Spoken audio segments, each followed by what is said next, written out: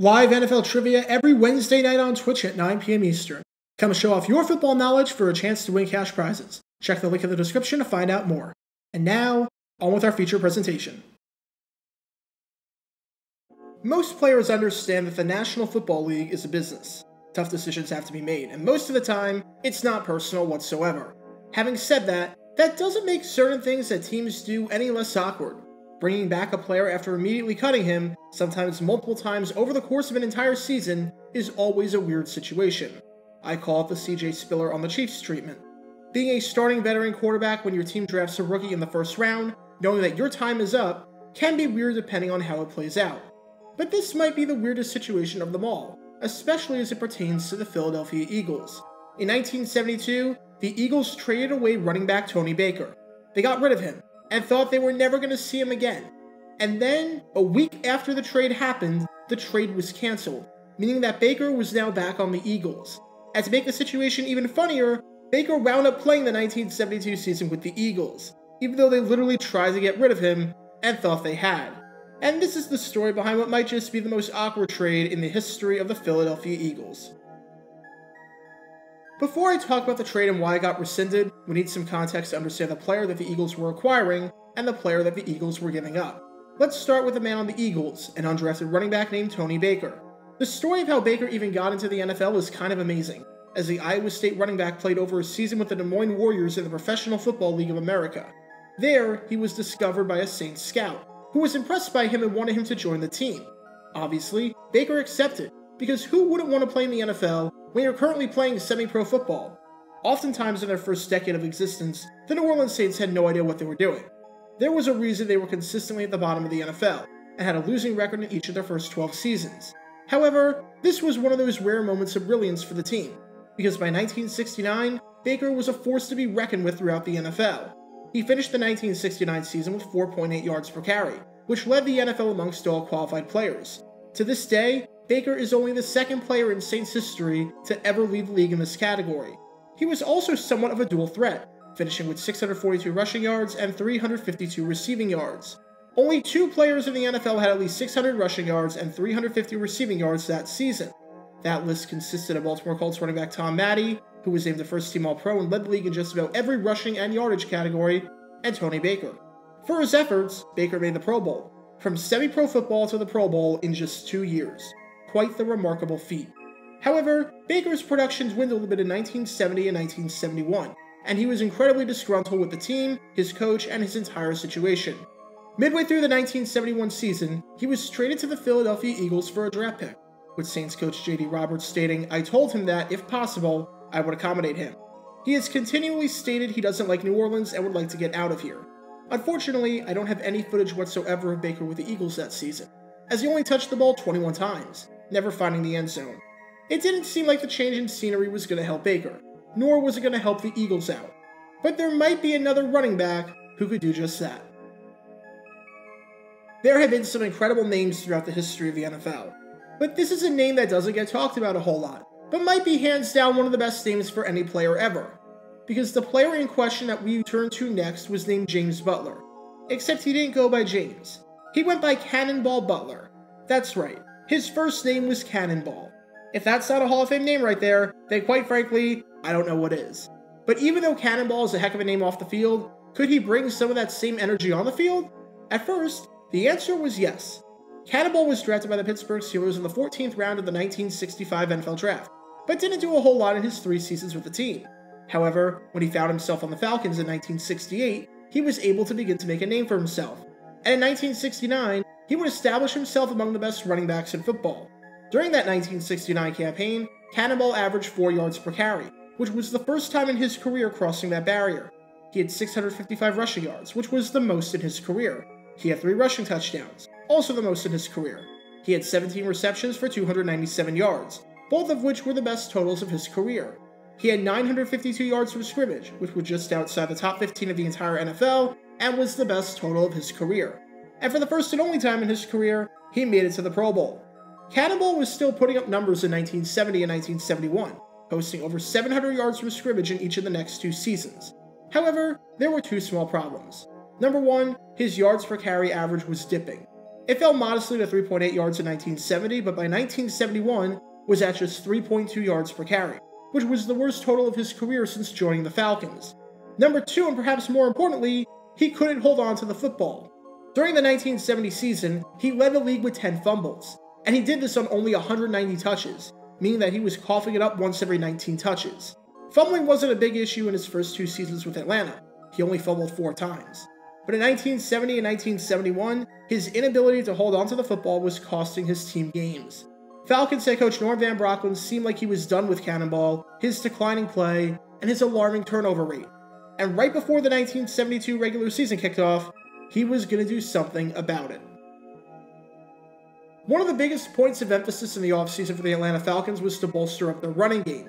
Coming off of a 1971 campaign where they actually finished above 500 for the first time in franchise history, they knew what they needed to do.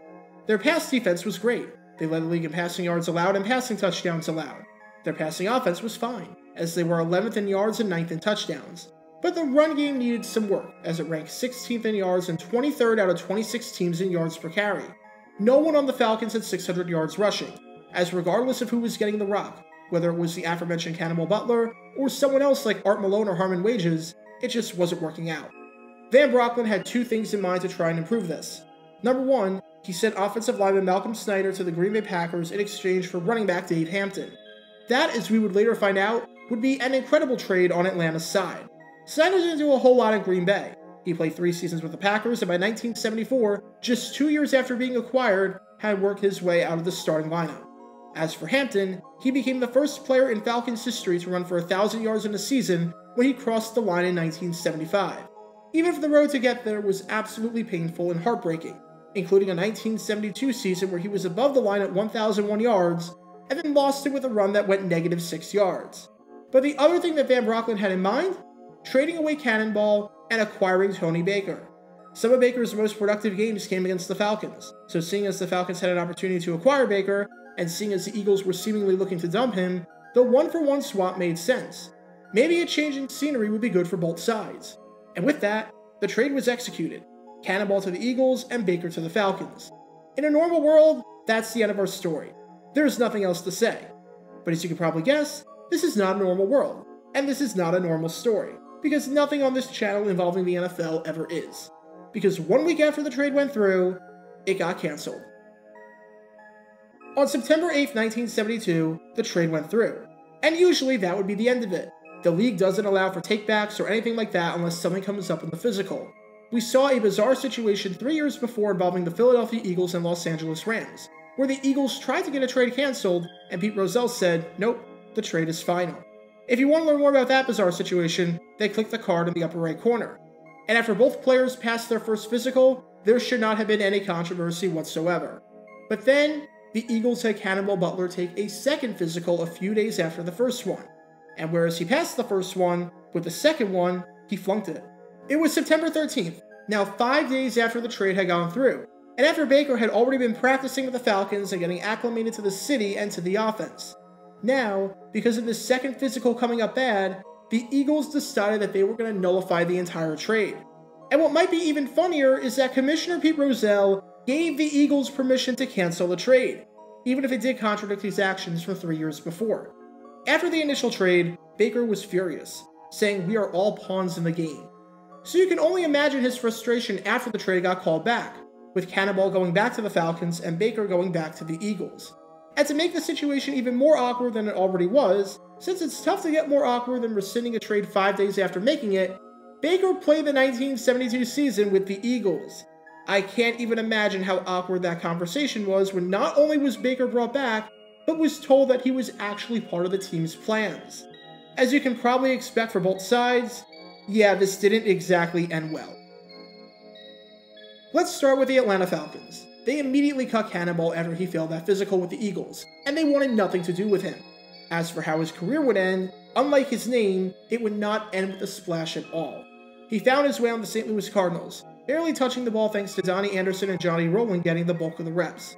And this was a St. Louis team that had the worst rushing attack in football, so if he wasn't seeing playing time there, that was a really bad sign for his career. Cannonball had 6 carries for 3 yards, never finding the end zone, and finding himself out of the league after the 1972 season. As for Baker, while things wouldn't work out with the Eagles, as he didn't score a single touchdown in 1972, he would be one of the players shipped to the Los Angeles Rams in the famous Roman Gabriel trade. And Baker had somewhat of a career revival with the Rams, as he played 2 seasons in Los Angeles and was actually a pretty solid rotational piece in 1973. During that 1973 season, Baker had a career-high 7 touchdowns, and would actually score 12 of his 17 career touchdowns while playing in Los Angeles. Baker found himself on the Chargers in 1975, and then out of the league immediately after that. Still, for a player like Baker to last nearly a decade in the NFL after playing semi-pro football in Iowa is a heck of an accomplishment.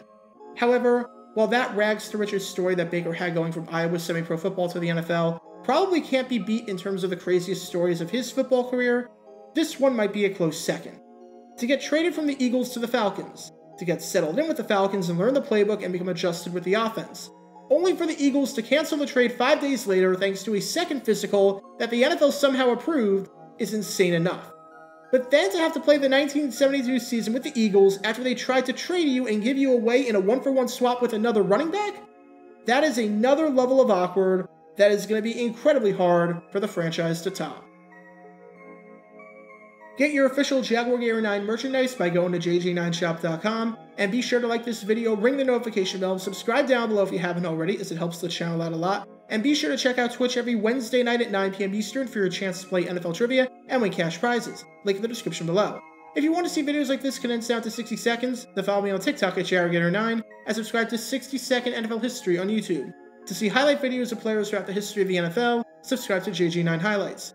Also, special thanks to all of our Patreon supporters helping the channel. Your support is greatly appreciated. See how you can become a patron and request future video topics in the description below.